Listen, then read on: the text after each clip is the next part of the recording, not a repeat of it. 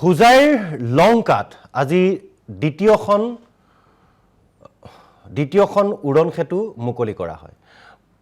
মুকলি কৰে মন্ত্ৰী পীযুষ হাজৰিকাই। এই উৰণ সেতুখন মুকলি কৰে। প্ৰায় 800 মিটাৰ দৈৰ্ঘ্যৰ উৰণ সেতুখন মুকলিত সন্তুষ্টি প্ৰকাশ কৰিছে লংকাবাসীয়ে। উপস্থিত থাকে সাংসদ কামাখ্যা প্ৰসাদ তাছা, বিধায়ক শিবু মিশ্ৰ, লগতে বিধায়ক ৰামকৃষ্ণ ঘোষ উপস্থিত থাকে। লামডিঙৰ বিধায়ক শিবু মিশ্ৰ আৰু হুজাইৰ বিধায়ক ৰামকৃষ্ণ ঘোষ উপস্থিত থাকে। এখন বিশাল সভা অনুষ্ঠিত হয়।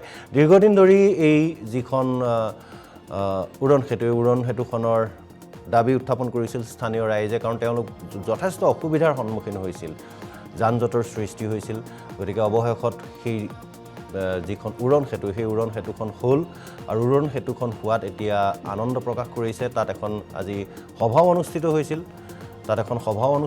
সভাত যথেষ্ট সংখ্যক লোক উপস্থিত থাকে। দেখুৱাইছোঁ বিভাগীয় মন্ত্ৰী পীযুষ হাজৰিকা, কামাখ্যা প্ৰসাদ তাছা, স্থানীয় সাংসদ তথা শিবু মিশ্ৰ বিধায়ক, ৰামকৃষ্ণ ঘোষ আদি উপস্থিত থাকে। আৰু এই 800 মিটাৰ দৈৰ্ঘ্যৰ এই উৰণ সেতুখন মুকলি কৰে। অৱশ্যে এয়া 4 লেন নহয়, এয়া 2 লেন এখন উৰণ সেতু। কিন্তু এই উৰণ সেতুখনে দীৰ্ঘদিনীয়া সমস্যাৰ সমাধান কৰিব বুলি আশা কৰা হৈছে।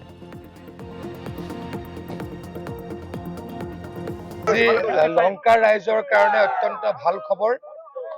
আমাৰ ইয়াতে যিখন আৰবিৰ কাৰণে কনষ্ট্ৰাকশ্যন আৰম্ভ হৈছিলে, অকণমান দেৰি হ'ল কিন্তু সম্পূৰ্ণ হ'ল। আৰু ইয়াৰ পৰা ৰাইজৰ অত্যন্ত লাভ হ'ব, ৰাইজৰ সুবিধা হ'ব। আৰবি নহ'লে আমাৰ বেচিকেলি টাউন এৰিয়াত মানুহৰ বহুত অহা যোৱা কৰিবলৈ কষ্ট হয়।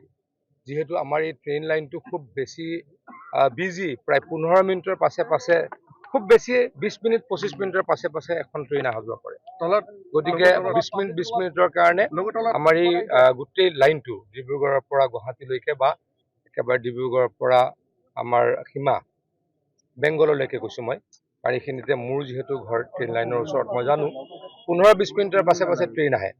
গতিকে আৰবি নহ'লে টাউন এৰিয়াত খুব বেছি অসুবিধা হয়। ঠিক তেনেকৈ হুজাইৰ লংকাত আজি দ্বিতীয়খন উৰণ সেতু মুকলি কৰা হয়। মুকলি কৰে মন্ত্ৰী পীযুষ হাজৰিকাই। এই উৰণ সেতুখন মুকলি কৰে। প্ৰায় 800 মিটাৰ দৈৰ্ঘ্যৰ উৰণ সেতুখন মুকলিত সন্তুষ্টি প্ৰকাশ কৰিছে লংকাবাসীয়ে।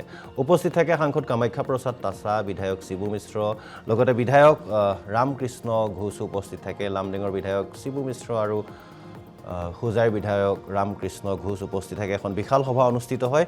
দীৰ্ঘদিন ধৰি এই যিখন উৰণ সেতুখনৰ দাবী উত্থাপন কৰিছিল স্থানীয় ৰাইজে, কাৰণ তেওঁলোক যথেষ্ট অসুবিধাৰ সন্মুখীন হৈছিল, যান জঁটৰ সৃষ্টি হৈছিল। গতিকে অৱশেষত সেই যিখন উৰণ সেতু, সেই উৰণ সেতুখন হ'ল আৰু উৰণ সেতুখন হোৱাত এতিয়া আনন্দ প্ৰকাশ কৰিছে। তাত এখন আজি সভাও অনুষ্ঠিত হৈছিল।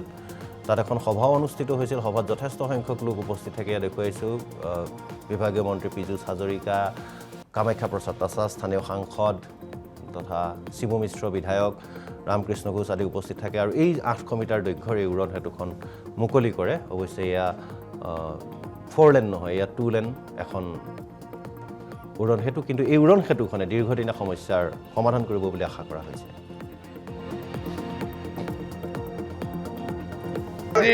লংকাৰ ৰাইজৰ কাৰণে অত্যন্ত ভাল খবৰ। আমাৰ ইয়াতে যিখন আৰবিৰ কাৰণে কনষ্ট্ৰাকশ্যন আৰম্ভ হৈছিলে, অকণমান দেৰি হ'ল কিন্তু সম্পূৰ্ণ হ'ল। আৰু ইয়াৰ পৰা ৰাইজৰ অত্যন্ত লাভ হ'ব, ৰাইজৰ সুবিধা হ'ব। আৰবি নহ'লে আমাৰ বেচিকেলি টাউন এৰিয়াত মানুহৰ বহুত অহা যোৱা কৰিবলৈ কষ্ট হয়। যিহেতু আমাৰ এই ট্ৰেইন লাইনটো খুব বেছি বিজি, প্ৰায় 15 মিনিটৰ পাছে খুব বেছি 20 মিনিট 25 মিনিটৰ পাছে এখন ট্ৰেইন অহা যোৱা কৰে। গতিকে 20 মিনিটৰ কাৰণে আমাৰ এই গোটেই লাইনটো ডিব্ৰুগড়ৰ পৰা গুৱাহাটীলৈকে বা একেবাৰে ডিব্ৰুগড়ৰ পৰা আমাৰ সীমা বেংগললৈকে কৈছোঁ মই, কাৰণ এইখিনিতে মোৰ যিহেতু ঘৰ ট্ৰেইন লাইনৰ ওচৰত, মই জানো 15-20 মিনিটৰ পাছে ট্ৰেইন আহে। গতিকে আৰবি নহ'লে টাউন এৰিয়াত খুব বেছি অসুবিধা হয়। ঠিক তেনেকৈ